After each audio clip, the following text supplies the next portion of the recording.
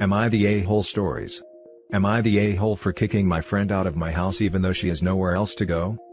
My boyfriend, 30 male, and I, 28 female, moved into a fairly large house together last year.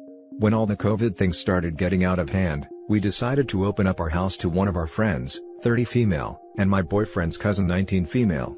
The friend who moved in with us, Kate, fake name, lost her job before the pandemic, and 2 months ago at the end of lease, she couldn't afford a place to live. My boyfriend and I have a common friend group that we knew since the college days, around 7 years. Kate joined this group 2 years ago. When our friends informed us of her losing her house, we decided, hey, we have free space, come stay with us for a while, until you can find a permanent solution. We also covered the food expenses while she helped with the chores. She accepted, and moved in within a few days. When she first moved in, she was acting friendly with me, but as time progressed, she started becoming colder and colder towards me, but was still friendly with my boyfriend. A month ago, she started acting weird. While we were watching Netflix, she started sitting in between my boyfriend and me, touching or hitting his arm lightly when she was laughing, touching my boyfriend's neck or hair while saying good morning to his ear, or trying to massage him constantly.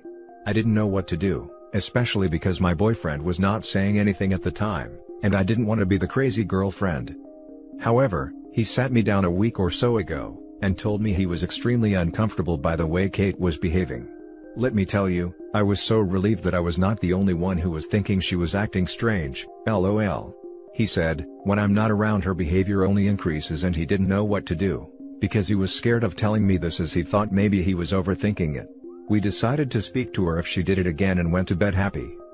2 days ago, I drove to my parents' house to visit them and help with their needs as they don't go out.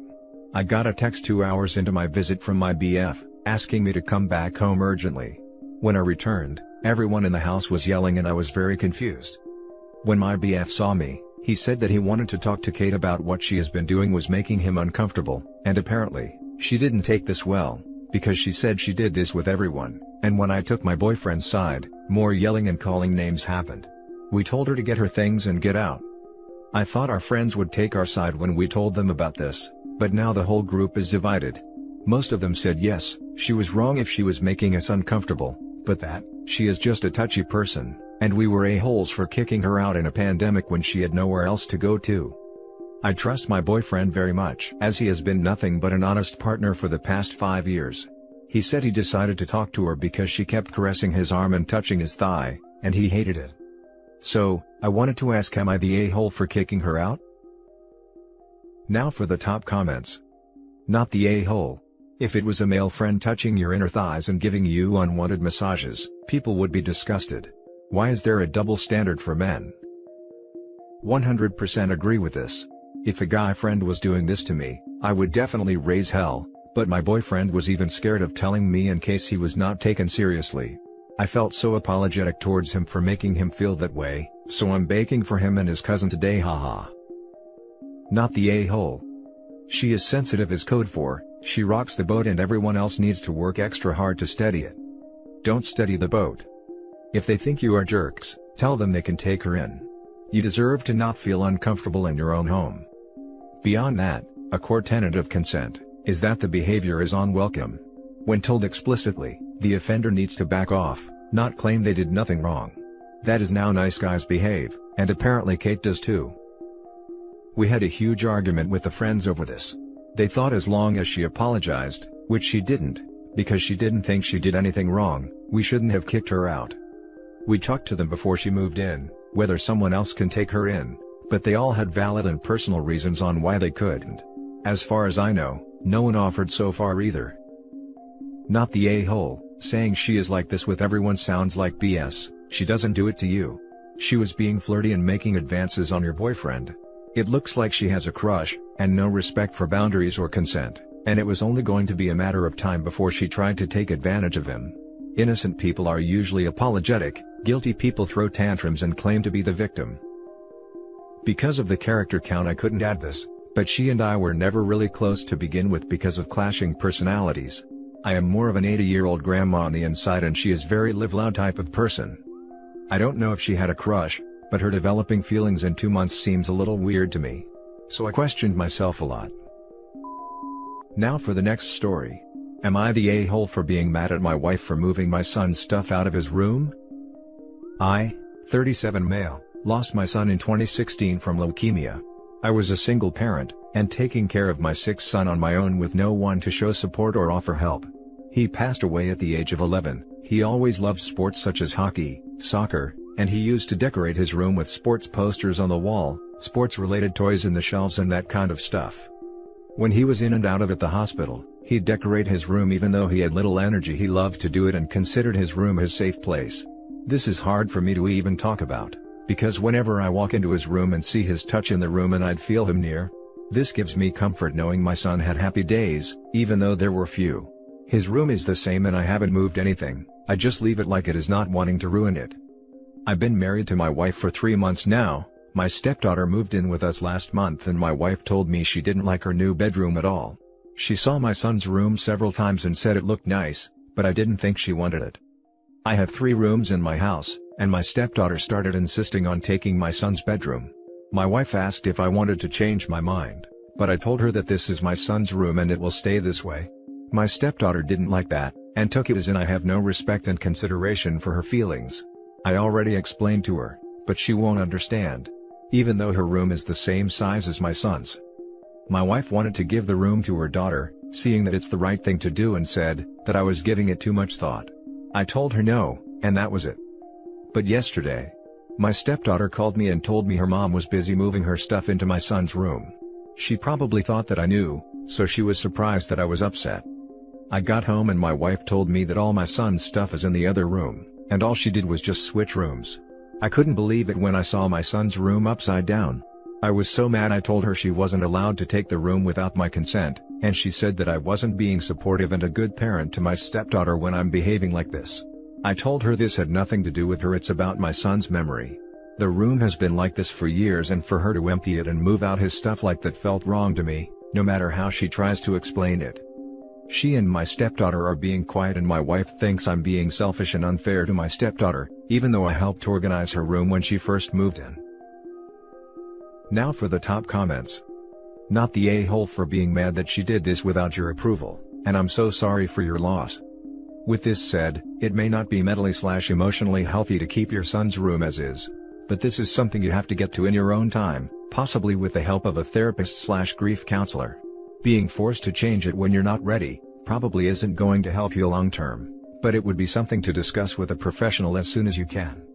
I don't know how much of your stepdaughter wanting your son's bedroom is a genuine dislike of her own room and how much of it is your wife gently manipulating her into wanting it, as an excuse to make changes. So while I think your wife is the A, I think there's a good chance your stepdaughter is not the A, and is just being used in this situation.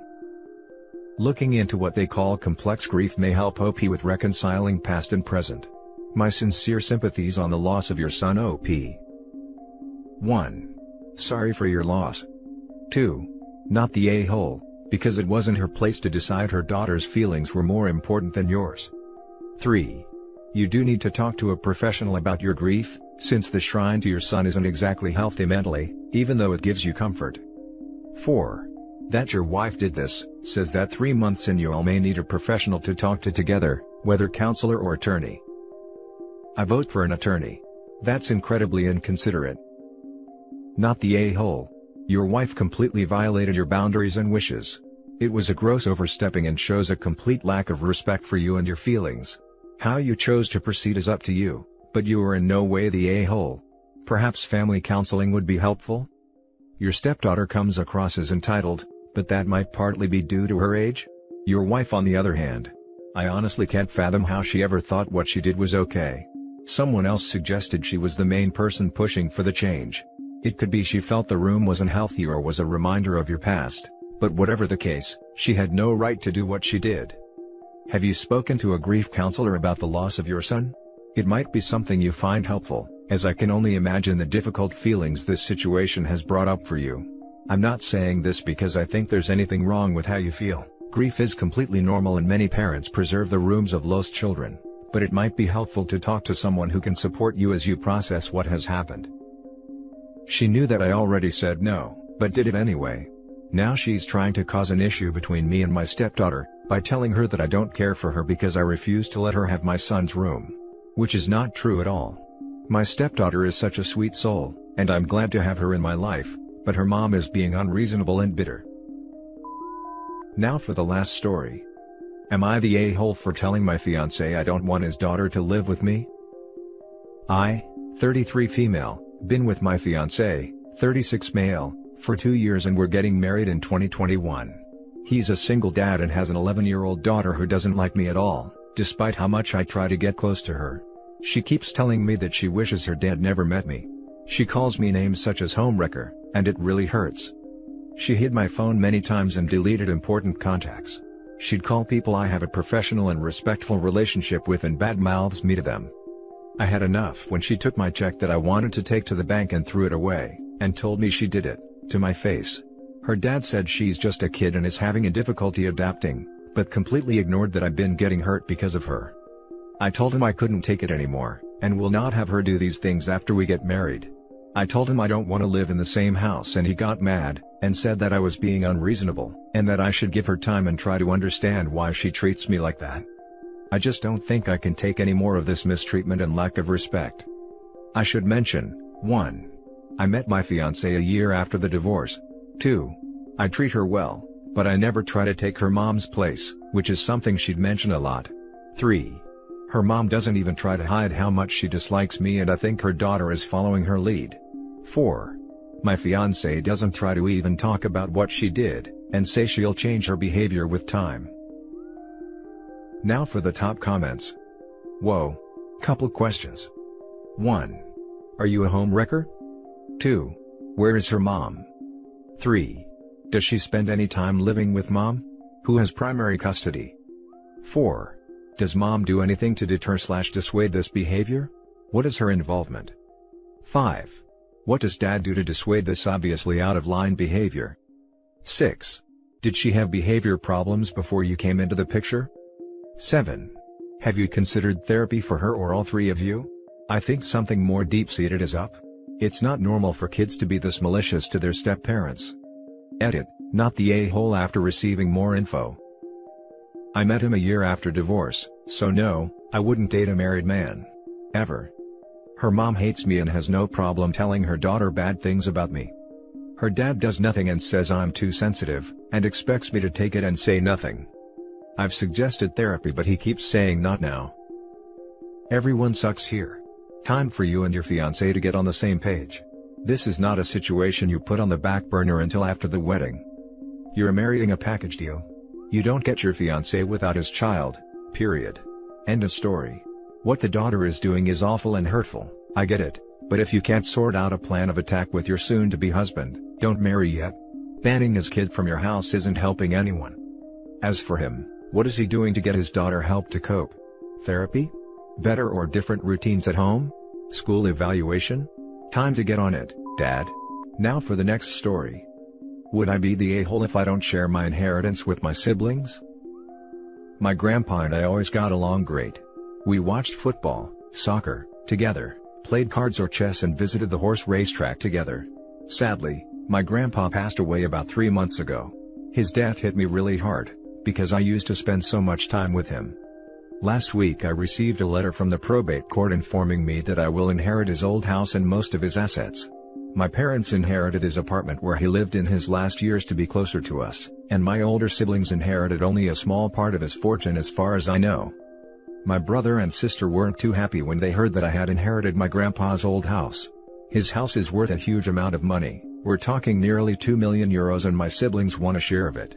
Yesterday evening when they visited, they took me aside to urge me to share my inheritance with them.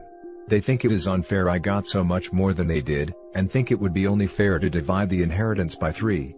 I was reluctant, but they got pushy until my parents heard of this and sent me to my room to talk to my siblings.